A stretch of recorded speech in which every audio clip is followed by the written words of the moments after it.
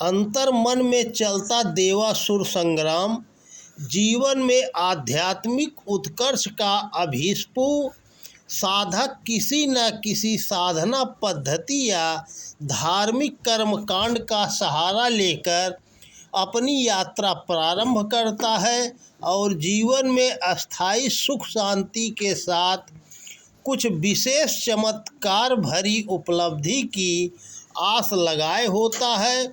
लेकिन साधना के बढ़ते चरणों के साथ जब आंतरिक परिष्कार की प्रक्रिया गति पकड़ती है तो अंतर में जड़ जमाए विकार असामान्य ढंग से उभरते थे। जितने तूफानी उफान के बीच साधक विचलित हो उठता है और साथ ही बाह्य परिस्थितियां भी बद से बदतर होती प्रतीक होती हैं, ऐसे में आध्यात्मिक जीवन से जुड़े भाव कहीं हवा में तिरोहित होते दिखते हैं। बाहर की परिस्थितियां तो किसी प्रकार संभल भी जाएं, लेकिन आंतरिक मन स्थिति की विस्फोटक अवस्था को संभालना स्वयं में एक बड़ा कार्य बन जाता है। इस तरह एक साधक के जीवन में वास्तविक संघर्ष चित्त की गहराइयों में अंतःकरण के केंद्र में घटित हो रहा होता है।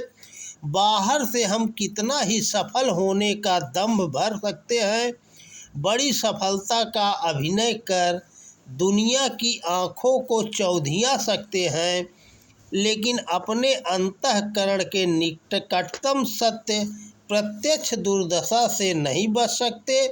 अंतर आत्मा हर दिन प्रतिपल जीवन में चल रहे आंतरिक संघर्ष युद्ध को साक्षी भाव से देख रही है।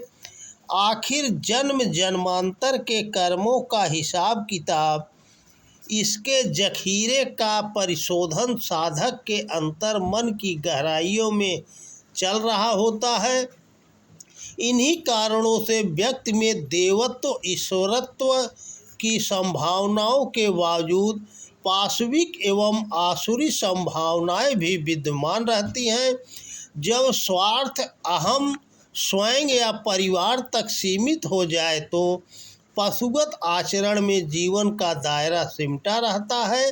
जब मन स्थिति और गिर जाती है, विवेक बुद्धि विपर्य दोष से ग्रस्त हो जाते हैं तो अवांछनीय कर्म बनते हैं तथा व्यक्ति को आसुरी एवं पैशाचिक कृत्यों में संलिप्त देखा जा सकता है। नर पशु नर पिशाच जैसे संबोधन इन्हीं भाव दशाओं में इंसान के साथ जोड़े जाते हैं, जिनमें वह अपने पैरों पर कुल्हाड़ी मार रहा होता है और परिवेश को भी दूषित एवं आतंकित कर रहा होता है। ऐसे में व्यक्ति मानव जीवन का महान उद्देश्य से भटक जाता है और दुर्गति को प्राप्त होता है। श्रीमद् भगवद गीता में भगवान श्री कृष्ण कहते हैं कि ऐसे आसुरी संपदा वालों को मैं बार बार असुर योनि में डालता हूँ। दुख अशांति क्लेश कला ही उनकी नियति होती है और वे नारकीय जीवन के लिए विवश होते हैं। लेकिन यदि जीवात्मा चेते तो यही गीता पापी से भी पापी जीवात्मा के लिए भी उद्धार की बात करती है, उसके कल्याण का आश्वासन देती है। प्रश्न एक ही है कि हम किसके पक्ष में खड़े हैं, अंदर चल रहे देवासुर संग्राम में पशुता असुरता के पक्षधर समर्थक हैं या देवत्व के। आंतरिक महाभारत में हम पांडवों के पक्ष में हैं या कौरवों के। यदि देवत्व के पक्ष में है तो फिर एक ही मार्ग शेष बचता है कि साहस के साथ जीवन का सामना करें। चित्त में उभर रहे विकार, उनसे प्रेरित हो रहे दुर्भाव को अपने ही पूर्व कर्मों की फसल माने, जिनके बीज पहले कभी जाने अनजाने में बोए गए थे। यहाँ ईमानदारी के साथ अपनी जिम्मेदारी का बहादुरी के साथ पालन करने में ही समझदारी है। अतः अपने कर्मों का हिसाब किताब ईमानदारी से करें, इनको पूर्णतः चुकाने की हिम्मत जुटाएं। दैनिक आधार पर देवासुर संग्राम में पलड़ा देवत्व के पक्ष में झुकाने की जिद के साथ कटिबद्ध हो जाएं। यही आंतरिक देवासुर संग्राम मूलतः दुर्गा सप्तशती में वर्णित है, जो हर युग में असुरता के चरम पर होने की स्थिति में शास्त्रों में पुराणों में वर्णित आख्यान है। लेकिन यह आंतरिक देवासुर संग्राम साधक के अंतःकरण में तो हर दिन हर पल चल रहा होता है, घटित हो रहा होता है। सोते जागते, स्वप्न में, एकांत में, भीड़ में, हर जगह हर स्थिति में व्यक्ति के अंदर इसकी रोमांचक लोमहर्षक घटनाएं घट रही होती है, जिनसे कोई बच नहीं सकता। प्रश्न एक ही है कि हम इसे कैसे अपने पक्ष में निर्णायक बनाएं। इस संदर्भ में निम्न सूत्रों पर ध्यान दिया जा सकता है। सबसे पहले अपने कर्मों की जिम्मेदारी लें और सूची बनाएं कि व्यक्तिगत को कौन सा पक्ष, हमारी कौन सी आदत जीवन में उत्पात मचाए हुए है, जीवन की सुख शांति में खलल डाल रही है, संकट का कारण बनी हुई है और चट्टान की भांति आत्म उत्कर्ष के प्रयोजन को निष्फल कर रही है। इसको चिन्हित करें, संभव हो तो कागज पर लिख लें, इससे इसके निपटने में आसानी होगी। इसको चिन्हित करने के बाद इसके कारण जो नुकसान हो रहा है, जीवन में बर्बादी का साम्राज्य पसरा है, इसका हिसाब किताब करें, क्योंकि इसकी भरपाई की जानी है। इसके कारण बने खाई खंदकों का जायजा लें, इसकी जड़ तक जाएं, क्योंकि इसकी भरपाई के बाद ही अंतर का असंतोष, खालीपन, बेचैनी शांत होने वाली है। इसके लिए आहार विहार से लेकर अपने आचरण, व्यवहार एवं चिंतन में वांछित परिवर्तन की रूपरेखा तैयार कर ले और दृढ़ता के साथ इसे अमली जामा पहनाएं।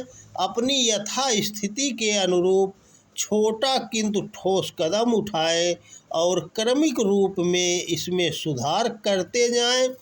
अंतिम लक्ष्य स्पष्ट हो तो बीच के चरण भी निर्धारित दिशा में बढ़ते रहेंगे।